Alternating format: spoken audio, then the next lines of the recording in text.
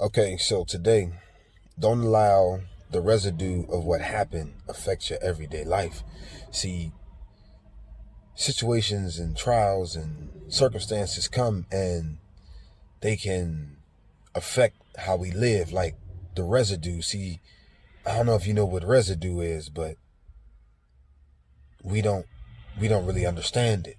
Sometimes residue, a small amount of something that remains after the main part has gone or been taken or used, or a substance that remains after a process such as combustion or evaporation. So we go to the word where Joseph was sold by his brothers. And so the father, it was like 8 of them. And so the father, Jacob, had bought his son, like he had got his son a coat, like it was like a very expensive, like flashy coat. And so he got that for his son. And so the other children were jealous. And that was actually his favorite son. So they became jealous. And so they didn't like the fact that he was always coming down there. And also, like, God made him a dreamer. So he would come tell them dreams. And they was like, this dude crazy, man. But we're going to read the word. So I'm reading in Genesis chapter 37. You can read the whole chapter if you want, but I'm going to start at verse 18 through 36. So it says, when Joseph's brothers saw him coming, they recognized him in the distance, and as he approached, they made plans to kill him. Verse 19, here comes the dreamer, they said. Come on, let's kill him and throw him into one of these sinisters. We can tell our father a wild animal has eaten him. Then we'll see what becomes of his dreams. But when Reuben heard of their scheme, he came to Joseph's rescue. Let's not kill him, he said. Why should we shed any blood? Let's just throw him in the empty cistern here in the wilderness. Then he'll die without our laying a hand on him. Reuben was secretly planning to rescue Joseph and return him to his father. So when Joseph arrived, his brothers ripped off the beautiful robe he was wearing. Then he grabbed him and threw it into the cistern. Now the cistern was empty. There was no water in it.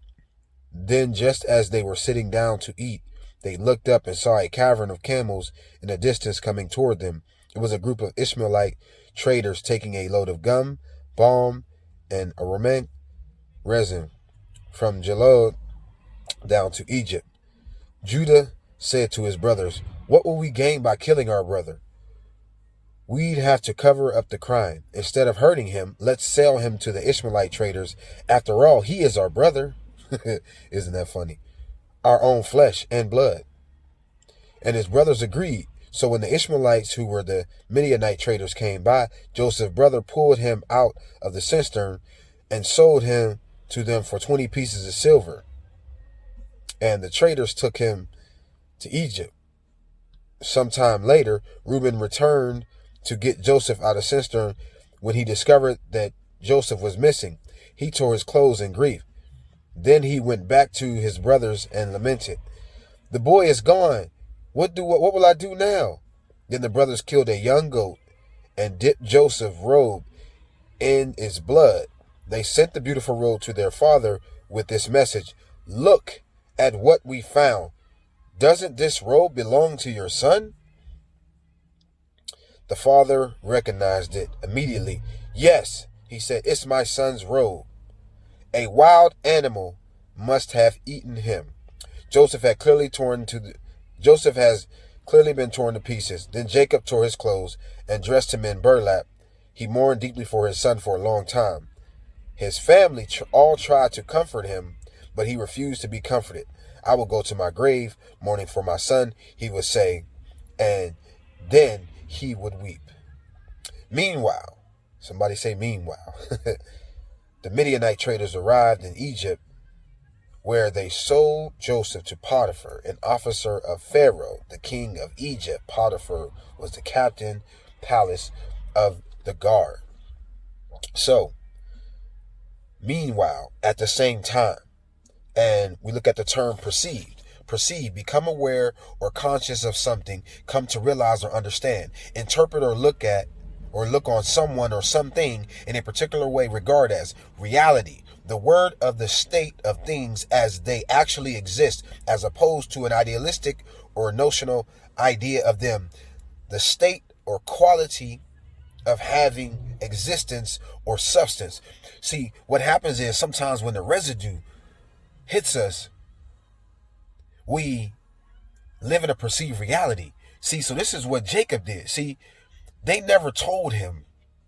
This is why God said, trust in the Lord with all your heart, lean not to your understanding, but in all your ways acknowledge him, and he will direct your path. Watch this. This is why God told us not to lean to our own understanding. See, when Jacob got the clothes, they just left a message, and they allowed their father to think whatever he wanted to think. See, this is why I tell you all the time, facts don't always equate to truth. The fact was that was his robe. The other fact was it was torn. And the other fact was it was blood. See, but the truth was it wasn't his blood. And the truth is his brother tore it. And also the truth is he was sold. See, that's why I said meanwhile. Because see, this is what happens in life. We start living a perceived reality. Meanwhile, God is working on it. Meanwhile, God said, I'm taking care of it. Meanwhile, God said all things work together for good for those who are called according to his purpose, when God was telling us that. See, this is what we try to do, because we were, again, like I tell y'all, we were so taught to just solve these problems and stuff. And God is saying, listen, I'm not asking you to solve the problem. I'm asking you to trust me. I'm asking you to feed your faith. See, this is what it says. It says, all we need is the faith of a mustard seed, but every seed must grow. What are we feeding our faith? See, at that point, he fed his faith those facts, and the facts allowed him to live in a perceived reality. And then what? Because he perceived that his son was dead. They had no evidence of the flesh.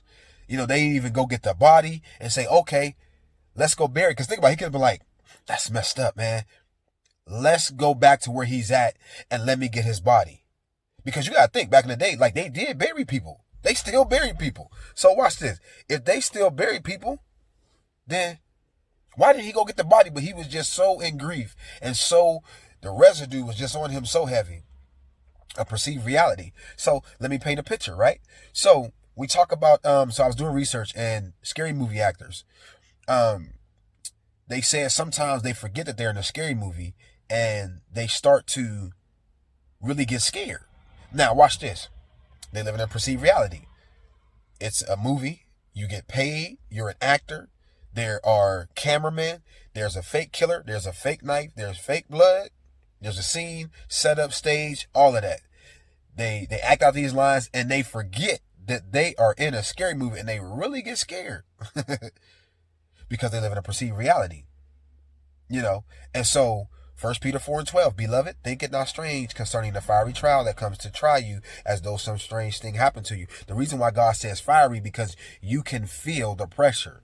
You can feel the residue, and it's okay, because 1 Peter 1:6, in this you greatly rejoice, though now for a little while you may have to suffer grief in various trials. See, God understands that you are going to feel some of that, but God is saying, listen, don't stay there too long. It's okay. Sometimes life hits you, but see, life never caught God by surprise. But see, we got to armor up. See, people always say, you need to stay prayed up. No, you need to stay armored up, because see, we can pray all day and all of a sudden something hit us. Now, your feelings and emotions are valid, because you can feel a certain way. And like this, Jacob felt like his son was what? Was torn to pieces. It's valid. This is why somebody could sit here and tell you, oh, your grandma died. Your father died. Your granddad died. And you like, that's messed up. So automatically you start to visualize that and stuff like that. And then they can be like 10 minutes later, I was just playing. And then you be like, why would you play like that? But see, just the fact of you knowing what they said and you actually hold belief in that can affect how we live. So this is what happens. The residue of what happens in life allow us to form our own perceived reality. This is why somebody can be like, they can have 2 bad relationships or one and be like, there's no more good men. There's no more good women. But you can be like, nah, the fact is this guy was no good. The fact is this guy was no good. But that doesn't equate to the truth of every man is like that. Maybe just the ones that you chose or entertained. So This is why God said that we got to spend time in the word, because we got to armor up. The sword is the word of God. Okay, I know this happened, but what does the word say? And this is why God's saying don't stay there too long, because his father stayed there too long. And I'll get into the next part of the series tomorrow, because it's a process. But God is saying you might be in a situation right now. Don't stay there too long. That's all God is saying. Listen, I got you. I'm working. Because if everything was so easy, we wouldn't need God. And there's going to be times where you don't feel blessed, but you got to tell yourself. I tell myself so much that even if something happened, I say, I'm blessed. God is working it out. God's going to take care of it. You know, even my mom asked me the one day, she said, son, how do you have so much faith? I said, Mom, I ain't had no choice but to literally sit here and trust God. Like, he ain't never failed me. Don't get me wrong, there's definitely some tough times in my life, but God ain't never failed me. So watch this. If he ain't never failed me up to this point, what would give me any reason for him to fail me later on? I mean, listen, time and time again, I know God is real to me. I saw it. I can sit here and tell you story after story.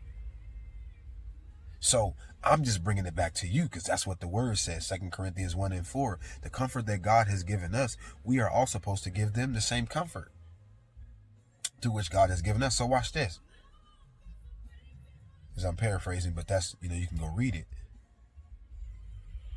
If I got this good news, why wouldn't I try to help somebody else?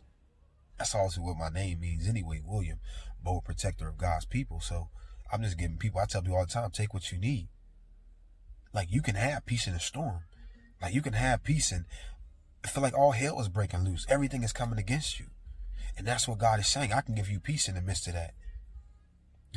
But this is feeling you. You feeling this, and this is hitting you. Be prepared to hear tomorrow, because I might even just do it to later on today, because I didn't do one yesterday. So, it's coming. But I'm telling you, trust in God and believe. As always, love y'all. God bless.